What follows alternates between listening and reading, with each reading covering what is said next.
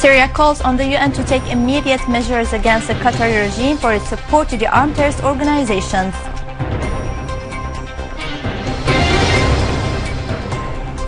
The Syrian Arab Army and the Lebanese resistance take control of several areas in Qalamun.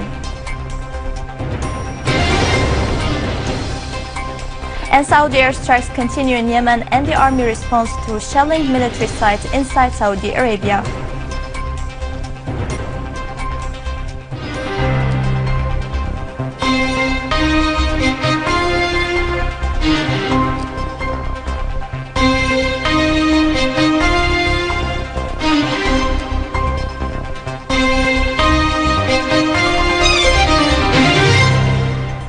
Good afternoon.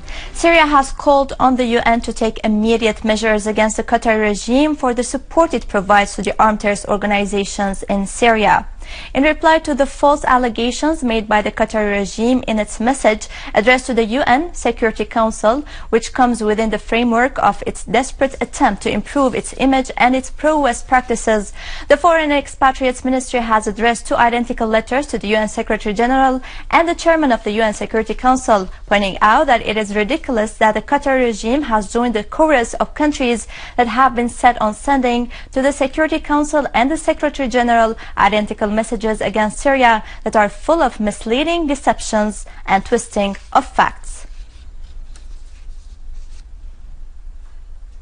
Syrian Arab Army units have dealt severe blows to al-Nusra terrorist hideouts, eliminating many of them in Damascus' southwestern countryside. They also destroyed machine gun vehicles and weapons in Beit Jinn and killed and wounded other Takfir terrorists in Khan al-Sheikh and the western farms in al-Husayniya village. In Home suburb, an army unit destroyed a terrorist hideout in Al-Restan, as other army units damaged machine gun-provided vehicles in Tel Buthaina in Suwaida's countryside. In Daraz outskirts, heavy losses have been inflicted on Israel-linked gunmen in two villages. In Aleppo, the Syrian Arab Army has eliminated a number of Takfiri gunmen and destroyed their vehicles and line of supplies from the Turkish regime in the city's northern and northwestern countryside, particularly in Hayyan village on the highway leading to Turkey. Terrorist hideouts were also targeted southeast of Aleppo, leaving armed men killed or wounded. Inside the city, the army carried out operations eliminating a large number of Nusra gatherings in 8 neighborhoods. In Al-Hasaka, Syrian Arab Army units also destroyed ISIS terrorist hideouts in the city's southern countryside, inflicting heavy losses on them in men and material.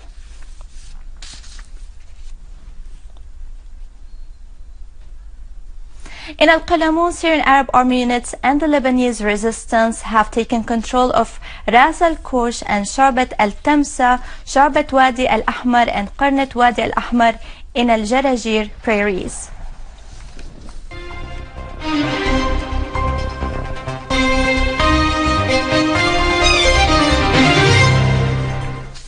The Iraqi army has eliminated scores of terrorists in various areas in Iraq and arrested 3 ISIS terrorists, including a former intelligence officer.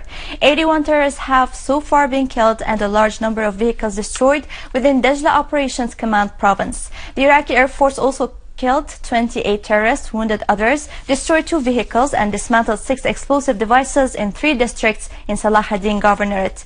Iraqi troops also thwarted several terrorist attempts to attack confrontation lines, killing 53 and damaging 5 vehicles. The Iraqi Air Force also killed 16 terrorists in Arjail oil fields in Salahuddin. The Iraqi army had yesterday started a military operation to liberate Al-Siniya district west of Biji from ISIS terrorists.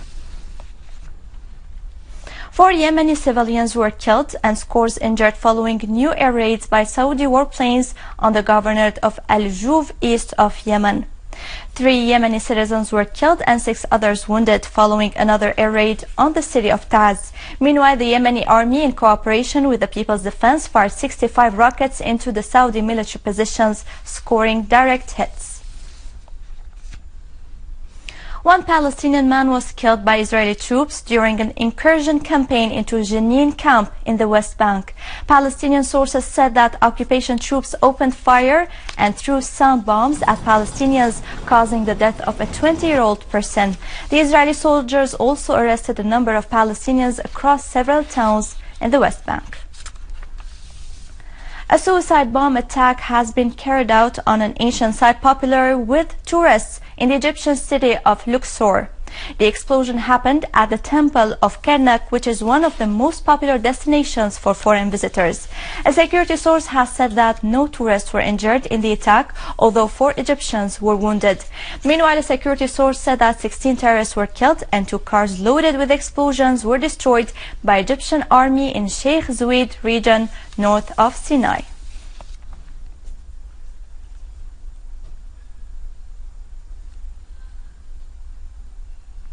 With this, we conclude our news for today. To watch our news bulletin again, you may visit our Facebook page, Syria TV channels. You may also watch the Syrian satellite channel live on YouTube.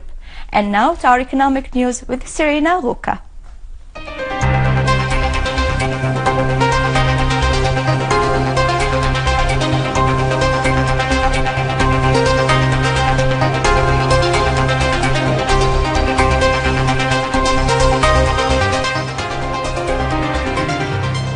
Good afternoon.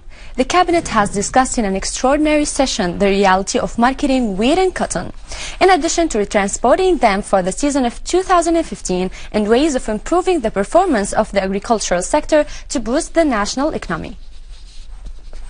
The Minister of Domestic Trade has demanded the Chambers Federations of Trade, Industry, Agriculture and Craftsmen to order the economic activities in order to comply with the prices of goods, clothes, especially during the holy month of Ramadan.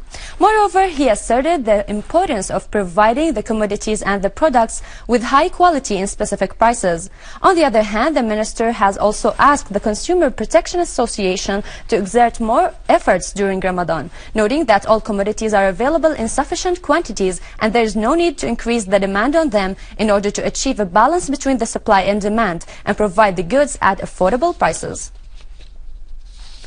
Chairman of Tartus Chamber of Trade and Industry stressed the importance of considering Tartus city as a free zone to be a major economic center for Syria and the neighboring countries compared to other coastal cities in other countries. He also underlined the importance of this step, which will provide a remarkable national income for Syria, as it will be the main supporter for reconstructing Syria and achieving the industrial movement.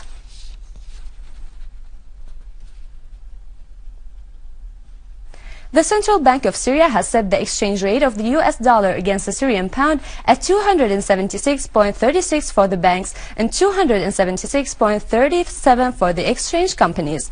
The Central Bank has also set the exchange rate of the US dollar against the Syrian pound for transfers at 275. On the other hand, the euro exchange rate against the Syrian pound was set at 312.57 for the banks and 312.59 for the exchange companies.